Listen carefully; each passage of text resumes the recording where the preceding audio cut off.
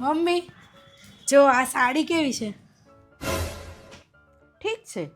કેટલાની હશે વિચારો તો. હશે 200-250ની.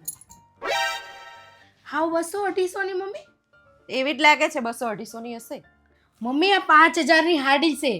5000ની તો તને છે ને કોકે ઉલ્લુ બનાવી દીધી અને આ કઈ ઝાડ ઉપર નહીં ઉગતા પૈસા. આવી 5000ની હાડીઓમાં પૈસા નાખી દેસ. જરાય લાગતી નહીં 5000ની હોય એવી. આમ તો જો આવી સાડીઓ હતી હશે તો તને છે ને કોકે છેતરી નાખી. ક્યાંથી લઈ આવી છે? પાછી આપી આવજે જા. મમ્મી આ મને આરતી દીદીએ દીધી. અરે મમ્મી કચ્છ ફરવા ગયા હતા ને તો ત્યાંથી લાવ્યા હતા મારી હાટુ. મને કે 5000ની હાડી લાવી હું તારી હાટુ. કચ્છથી લાયા છે એમ?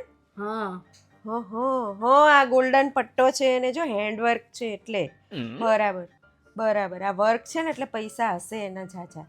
અરે મારી માટે ના લેતું હવે કઈ આવી હાડી તારી માટે લાવી તું. મસ્ત છે. કલર કેટલો સરસ છે નહીં? મને એમ કે પેલું આ પ્રિન્ટ હશે પણ આ તો જો હેન્ડવર્ક છે એટલે પૈસા વધારે છે. બરાબર. પછી હેન્ડવર્કના તો બહુ પૈસા લે છે હો. આ વર્ક સોનાન તારથી ભર્યું લાગે છે નહીં મમ્મી? હા એવું જ લાગે. સોનાન તાર હોય ને તો 30000ની હોય. આમ તો આમ 30-40 હજારની હોય ને એવી લાગે છે. મસ્ત છે. જોરદાર સાડી. 200 રૂપિયાની જ હતી ને મમ્મી સાડી તો. અરે પણ મને એમ કે આ પ્રિન્ટ હશે પણ આ જો મારા ચશ્મા પહેર્યા નતા ને દેખાતું નતું. આ હાથ ફેરવ્યો એટલે ખબર પડી કે આ તો હેન્ડવર્ક છે. આ આટલું વર્ક કરવા બેસીએ ને તો આપણે છે ને 6 મહિના 12 મહિના જતા રહે આ સાડીમાં. પછી લે જ ને પૈસા. મસ્ત છે. અરે આરતીની તો પસંદ જ એવી છે કે આમ છે ને કોઈ બીને ગમી જાય.